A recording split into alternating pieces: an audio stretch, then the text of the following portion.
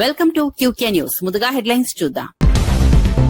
కుంకి ఏనుగులకు ఘన స్వాగతం పలికిన పవన్ కళ్యాణ్. అడవి ఏనుగుల నియంత్రణకు కుంకి ఏనుగుల ప్రత్యేక ఆపరేషన్. రైతుల పంటల రక్షణకు అటవీ శాఖ చర్యలు. మానవ వన్యప్రాణి ఘర్షణలు తగ్గించడమే లక్ష్యమన్న పవన్ కళ్యాణ్. నీట్ ఉద్యమ విద్యార్థులకు బీఆర్ఎస్ అండగా ఉంటుందన్న కేటీఆర్. విద్యార్థుల పోరాటానికి సంఘీభావం తెలిపిన కేటీఆర్. పరీక్షల పారదర్శకతపై కేంద్రాన్ని నిలదీసిన వైనం. విద్యార్థుల న్యాయమైన డిమాండ్లకు బీఆర్ఎస్ మద్దతు. పేరెంట్ టీచర్ మీటింగులతో విద్యారంగంలో సంస్కరణలు. పిల్లల విద్యలో తల్లిదండ్రుల పాత్ర కీలకమన్న చంద్రబాబు. ప్రభుత్వ పాఠశాలలను బలోపేతం చేస్తామన్న సీఎం. నాణ్యత విద్యకే ప్రభుత్వం ప్రాధాన్యమిస్తుందని హామీ. నీట్ పై 3 ప్రధాన డిమాండ్లు చేసిన రాహుల్ గాంధీ. ధర్మేంద్ర ప్రధాన్ తొలగింపే తొలి డిమాండ్ అని వ్యాఖ్య. విద్యార్థులకు మోదీ క్షమాపణ చెప్పాలని డిమాండ్. విద్యార్థులకు న్యాయం జరిగే వరకు పోరాటం కొనసాగుతుందని వ్యాఖ్య.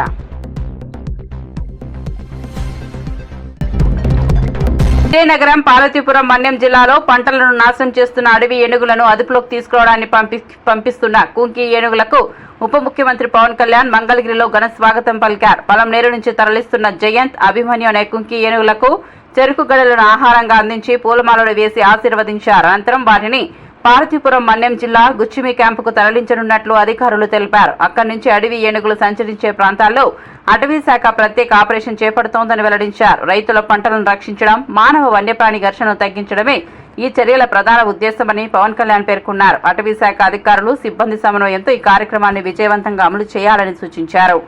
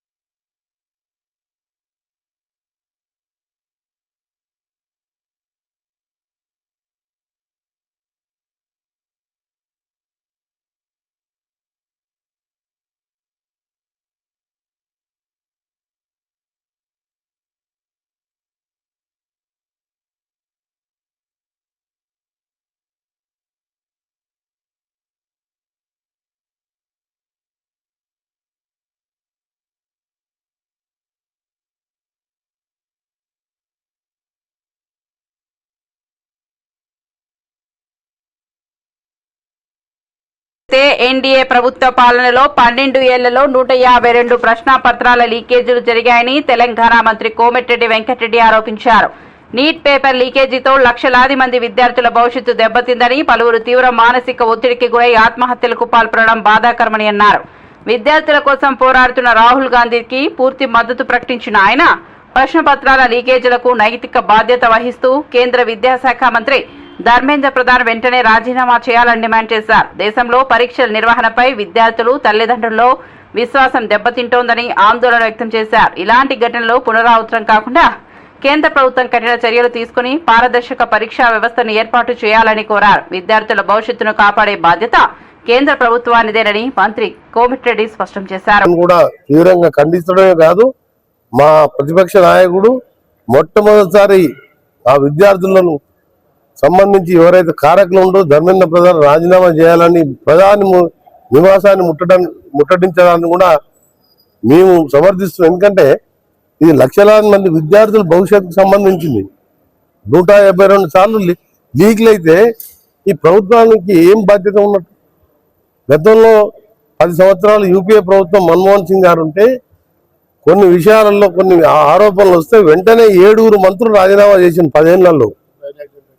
రైల్ యాక్సిడెంట్ అయితే కొన్ని టెలికమ్యూనికేషన్ మా మిత్రపక్షమైన రాజాతో కూడా రాజీనామా చేయించాం. ప్రధానమంత్రి నైతిక బాధ్యత వహించి క్షమాపణ విద్యార్థులకు చెప్పాలని డిమాండ్ చేస్తూ ధర్మేంద్ర ప్రధాన్ రాజీనామా చేయాలని కోరితే మా నాయకుడిని పిడిగుద్దులు గుద్ది అరెస్ట్ చేయడానికి కూడా తీవ్రంగా ఖండిస్తున్నాం. ఆయన నిస్వార్థంగా ఈరోజు ఆయనకు కుటుంబం లేదు, ఏం లేదు. భారతదేశం యువకులే నా కుటుంబం అనుకొని ఇలా పెళ్లి చేసుకోకుండా, మ్యారేజ్ చేసుకోకుండా దేశం మొత్తం కాలినడక 4000 కిలోమీటర్లు మా గతంలో చూసినాం. భారత్ జోడో నఫరత్ జోడో, అన్ని కులాల వాళ్ళు కలిసి ఉండాలని భారతదేశం కోసం ఆయన ప్రధానమంత్రికి పదవి పక్కన పెట్టండు. నాకు పదవి ముఖ్యం కాదు, నాకు యువకులు ముఖ్యం అని చెప్పేస్తే ఆయనను కూడా ఈడ్చుకెళ్ళి అరెస్ట్ చేసిందంటే ఈరోజు ఎక్కడ పోతుంది దేశం అర్థమవుతలేదు. ఇప్పటికైనా ప్రభుత్వం చట్టం తెస్తామంటుంది, ఫాస్ట్ ట్రాక్ అంటే ఇవన్నీ పాతాయి.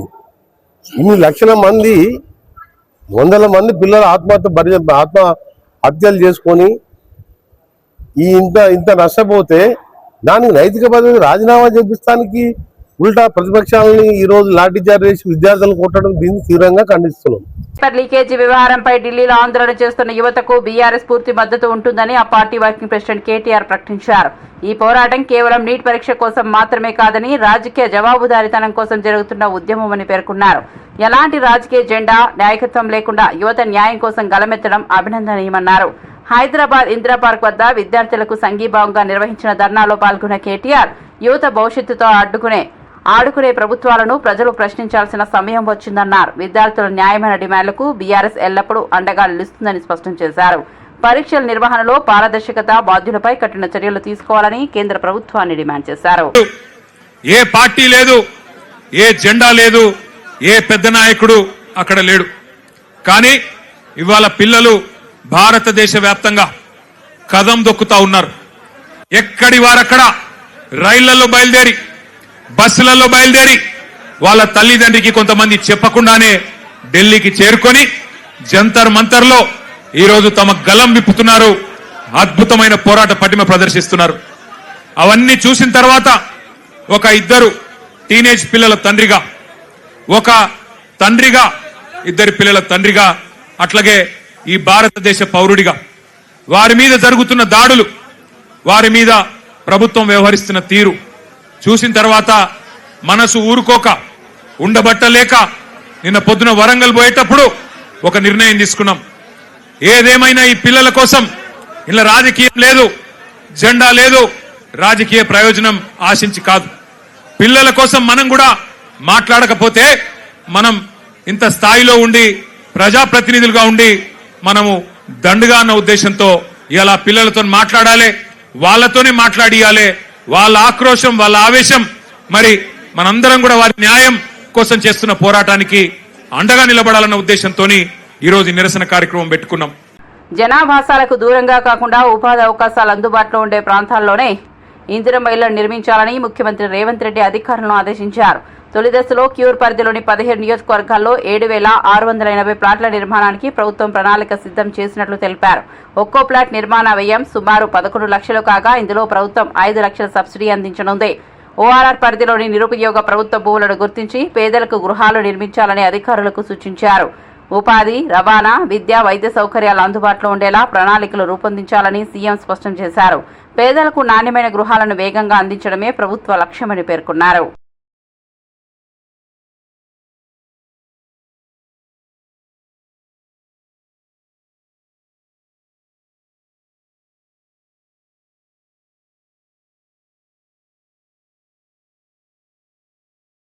పోలవరం జిల్లా రంపచోడవరంలో నిర్వహించిన మెగా పేరెంట్ టీచర్ మీటింగ్ లో ముఖ్యమంత్రి నారా చంద్రబాబు నాయుడు పాల్గొన్నారు. ఈ కార్యక్రమం రాష్ట్ర విద్యారంగంలో పెద్ద మార్పులకు నాంది పలుకుతుందని సీఎం పేర్కొన్నారు. పిల్లల చదువు, వ్యక్తిత్వ వికాసంలో తల్లిదండ్రుల పాత్ర ఎంతో కీలకమని, ముఖ్యంగా తల్లిదండ్రులు కూడా పిల్లల విద్యపై ప్రత్యేక శ్రద్ధ చూపాలని సూచించారు. విద్యార్థులు తల్లిదండ్రులతో నేరుగా మాట్లాడిన సీఎం వారి అభిప్రాయాలను తెలుసుకున్నారు. పాఠశాలలు తల్లిదండ్రుల మధ్య సమన్వయం పెరిగితేనే నాణ్యమైన విద్య సాధ్యమవుతుందని అన్నారు. ప్రతి విద్యార్థికి ఉత్తమ భవిష్యత్తు కల్పించేలా ప్రభుత్వం విద్యారంగంలో సంస్కరణలు చేపడుతోందని తెలిపారు. ప్రభుత్వ పాఠశాలను మరింత బలోపేతం చేసి విద్యా ప్రమాణాలను పెంచేందుకు కట్టుబడి ఉన్నామని చంద్రబాబు స్పష్టం చేశారు. తల్లిది, తండ్రిది ఇంట్లో పని గాని, వంటింట్లో పని గాని, లేకపోతే పిల్లల పెంపకం గాని ఇద్దరు సమానంగా చూసుకోవాల్సిన అవసరం ఉంది. ఇక్కడుండే వాళ్ళల్లో తల్లులు ఒకసారి చేతుల పైకి ఎత్తండి. తల్లులందరూ ఓకే, చేతులు దించండి. ఇప్పుడు తండ్రులు చేతుల పైకి ఎత్తండి. తక్కువ ఉన్నారు, మీరు బాధ్యత తీసుకోవడం లేదు. ఇంకొకసారి నేను వచ్చినప్పుడు గానీ మీరు మీటింగ్ రాకపోతే, మీ పిల్లల మీటింగ్ రాకపోతే ఆ రోజు చెప్తున్నా తప్పకుండా మీకు ఫైన్ వేయాల్సి వస్తుంది, పనిష్మెంట్ ఇవ్వాల్సి వస్తుంది. గుర్తుపెట్టుకోమని తండ్రులందరికీ విజ్ఞప్తి చేస్తున్నా. ఏమమ్మా, అందరూ బాగున్నారు కదా? హ్యాపీగా ఉన్నారా? అందరికి ఫోన్లు ఉన్నాయా? అందరూ చెక్ చేసుకున్నారా? ఎంతమంది పిల్లలుంటే అంతమందికి డబ్బులు పడ్డాయా లేదా అని అడుగుతున్నా. పడ్డాయంటే గట్టిగా చప్పట్లు కూడా రంపచోడవరం మొత్తం వినపడాలి.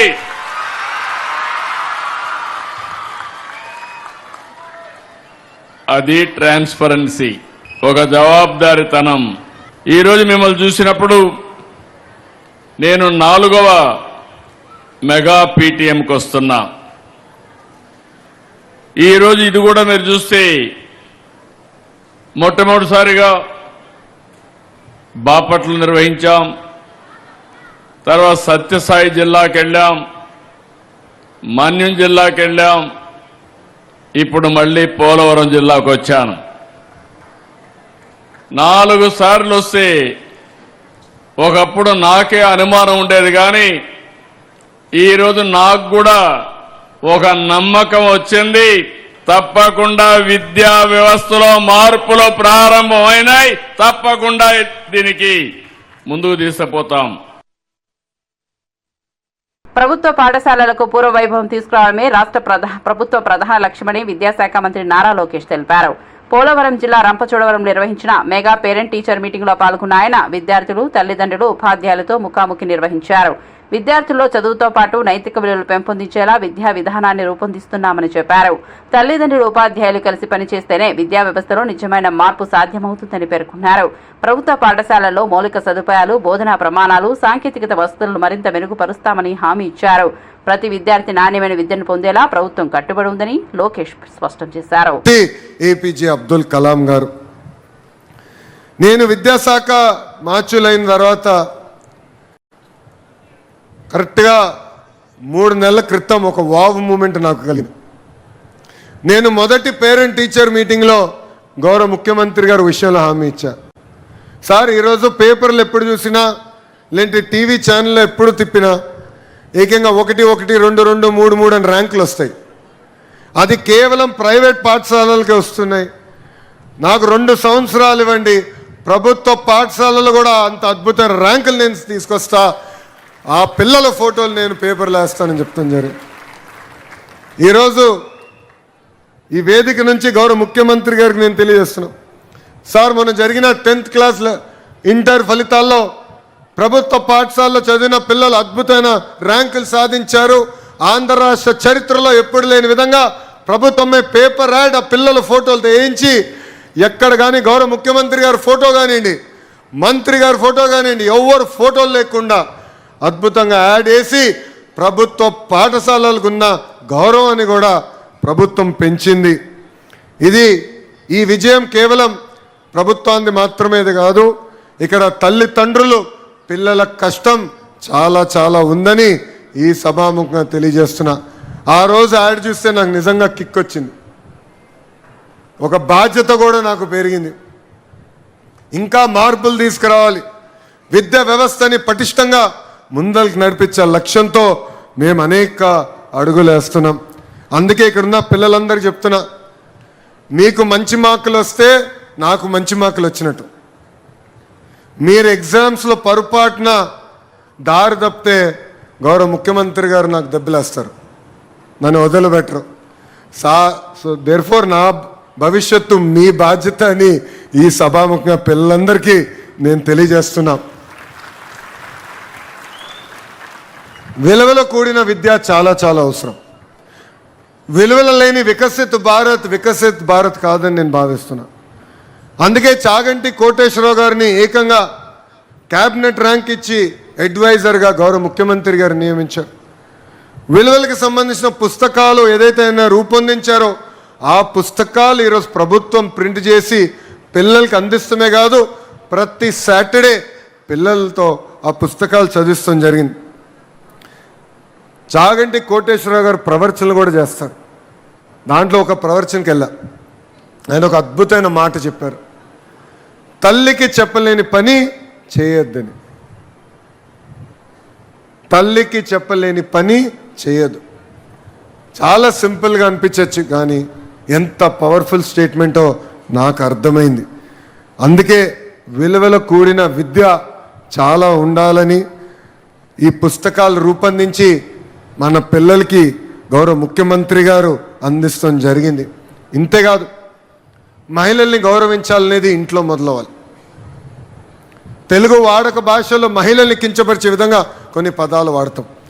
గాజులు తొడుక్కున్నావా, చీర కట్టుకున్నావా, అమ్మాయిలాగా ఏడవదన్న పదాలు వాడతారు. అది మనం వాడకూడదు. ఆ మార్పు అనేది మన సొంత ఇంటి నుంచి మొదలవ్వాలి. అందుకే ఇక్కడున్న తల్లిదండ్రులందరినీ నేను కోరుతున్నాను, ఇది మన ఇంటి నుంచి మొదలు పెడదాం. ప్రభుత్వం పరంగా మేము ముందరికి ఇది విధానం తీసుకెళ్తున్నాం. ఇన్ఫ్యాక్ట్ ఇచ్చే పుస్తకాల్లో కూడా 1వ తరగతిన 2వ తరగతిన మనం ఇచ్చే పుస్తకాలలో మీరు అవి చూస్తే ఇంటి పనులు గతంలో మహిళలు చేసేవి ఉండే. కూటమి ప్రభుత్వ అధికారంలోకి వచ్చిన తర్వాత 50% చేశాం. అంటే ఫోటోల్లో 50% ఇంటి పనులు మగవాళ్ళు చేసే ఉన్నాయి, 50% ఫోటోలు మహిళలు ఇంటి పనులు చేసే ఉన్నాయి. అంటే మార్పు టెక్స్ట్ బుక్స్ దగ్గర నుంచి మన ఇంటి నుంచి మొదలవ్వాలని ఈ సభాముఖంగా నేను మిమ్మల్ని అందరినీ కోరటం జరుగుతుంది. నేను మీ అందరు తెలుసు,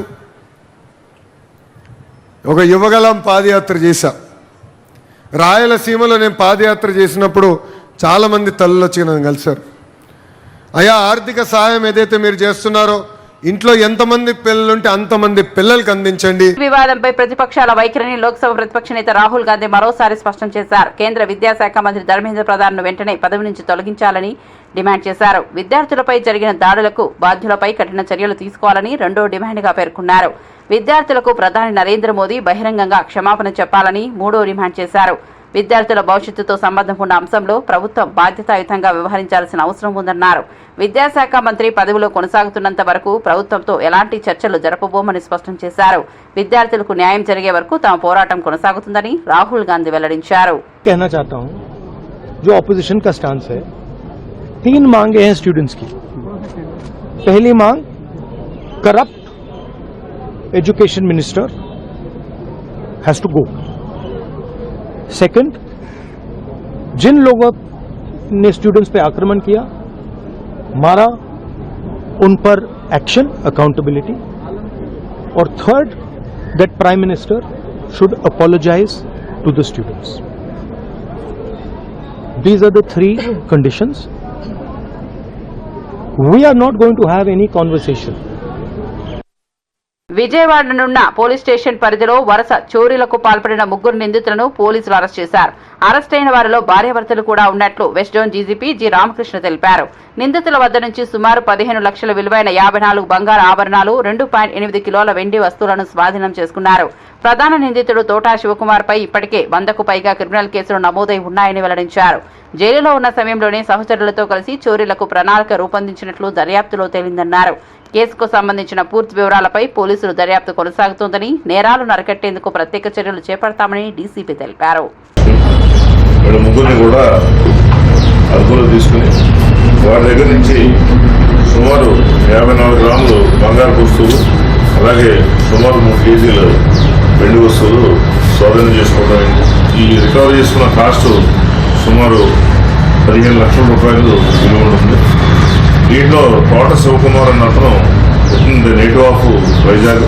ఇతని పైన సుమారు 100 కేసులు పైగా దొంగతనం, ఇంటి దొంగతనం గత నెల 17వ తేదీన ఇతను జైలు నుంచి రిలీజ్ అవడం అయింది.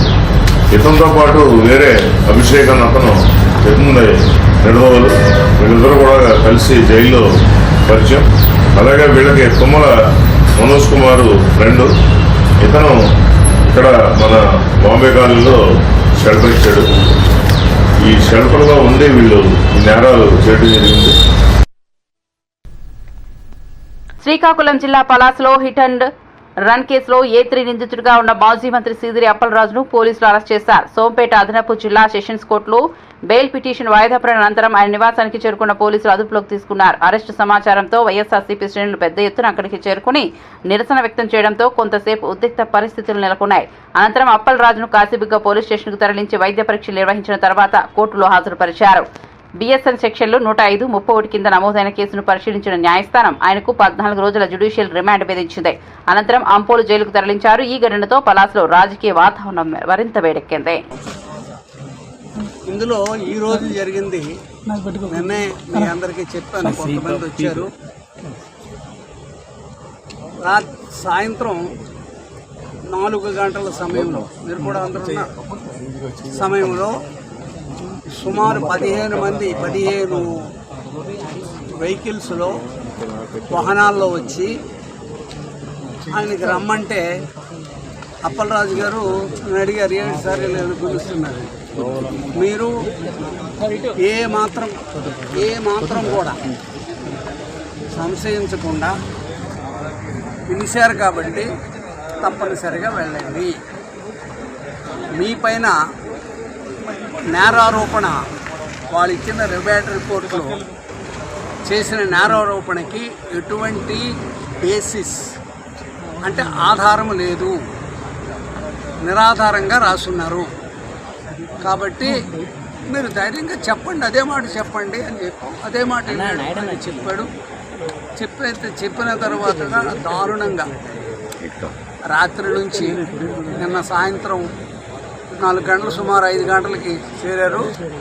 అప్పటి నుంచి సాధారణమైనటువంటి ఒక వ్యక్తికి ఇవ్వవలసినటువంటి పోలీస్ స్టేషన్లో హ్యూమన్ డిగ్నిటీ అన్నటువంటిది కంపల్సరిగా చేయాలి. ప్రతి వాళ్ళకి గౌరవించాలి. ఎక్కడికి వెళ్ళినా, ఏ ఆఫీస్కి వెళ్ళినా తప్పనిసరిగా ఒక కుర్చీ వేసి కూర్చోబెట్టి మాట్లాడాలి సామాన్యుడికి. కానీ వృత్తిరీత్యా డాక్టరు, కార్డియాలజిస్ట్, చిన్న డాక్టర్ ఏం కాదండి, ఎండి చేసినటువంటి డాక్టర్, జనరల్ మెడిసిన్. ఆయన్ని ఒక చిన్న బల్ల మీద నిన్న సాయంత్రం నుంచి ఈరోజు ఇప్పుడు తెచ్చిన వరకు కూర్చోబెట్టారు. అది చాలా దారుణం. సంస్కారం లేదు, సంస్కారం లేదు. ఏమైనప్పటికీ స్వభావ సిద్ధంగా చాలా మంచివాడు, సౌమ్యుడు. వాళ్ళు అడిగిన ఏ ప్రశ్నకైనా సరే పొలైట్గానే సమాధానాలు చెప్పారు. అంతా అయిపోయింది. నిన్న రాత్రి 10 గంటలకు రిమాండ్కి తెస్తాం, 9కి అన్నారు, 10 అన్నారు. 11 అన్నారు, 4 అన్నారు, 3 అన్నారు, చివరికి ఈరోజు 5కి తెచ్చారు. నేను అంటున్నాను, this is total misuse of power. అధికార దుర్వినియోగం స్పష్టంగా కనిపిస్తుంది. సరే, అల్టిమేట్గా దీనికి ఏం జరగాలన్నది జరుగుతుంది చట్టపరంగా. ఈవేళ వాళ్ళకి అవకాశం దొరికింది చేశారు. ఇందులో వాళ్ళు చేసిన తప్పులనే రేపు కోర్టు ముందు ఎత్తి చూపిస్తాం, జరుగుతుంది. ఇది ఏ సెక్షన్స్ కింద కేసు నమోదు చేశారు? మొదట ఇచ్చినటువంటి సెక్షన్స్ ప్రకారమే 106 కింద కేసు రిజిస్టర్ అయినటువంటిది 105కు మార్చారు. 106 అంటే death due to accident. It is an act of God. It is an act of God. ఆ రకంగా జరిగిందని వాళ్ళే రిజిస్టర్ చేశారు కేసు. వస్తున్నాయి కదా, చేసినటువంటి దాన్ని తర్వాత ఏ ఒత్తిడిలో మాకు తెలియదు, ఎందుకు మార్చారు అన్నటువంటి కూడా తెలియదు. 105 కింద మార్చారు. ఆ 105 కింద మార్చడం అన్నది చట్ట విరుద్ధము. కాబట్టి దానికి సెపరేట్ ఎఫ్ఐఆర్ లేకుండా ఆల్టర్ చేయడం అన్నది ఇల్లీగలు. 105 ఈ కేసుకు వర్తించదు. Culpable homicide not amounting to murder అనేటటువంటి ఒక సెక్షన్ వేశారు. దానికి అప్పుడు 10 years పనిష్మెంట్ ఉన్నది.